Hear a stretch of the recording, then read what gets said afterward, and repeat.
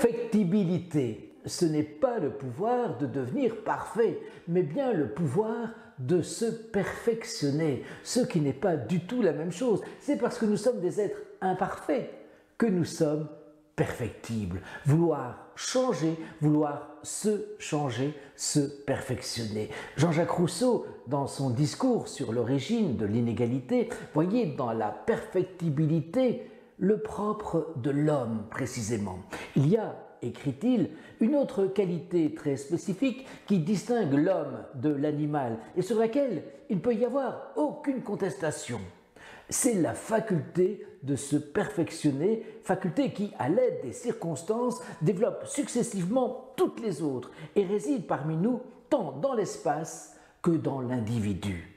Au lieu qu'un animal est au bout de quelques mois ce qu'il sera toute sa vie et son espèce au bout de 1000 ans ce qu'elle était la première année de ces 1000 ans. Je pense véritablement qu'on n'oserait plus énoncer ce type de jugement à l'heure actuelle. En effet, je crois que la science a montré au contraire que les animaux changés étaient tout à fait capables de se perfectionner et d'adapter leurs techniques. Exemple. En Angleterre, au début du XXe siècle, les bouteilles de lait étaient livrées chaque matin sur le pas de chaque porte. Ces bouteilles n'étant pas fermées, certains oiseaux, comme les mésanges bleus et charbonnières et les rouges-gorges, avaient pris l'habitude de venir picorer la très riche crème de lait dans les bouteilles, même si les oiseaux ne la digèrent pas entièrement.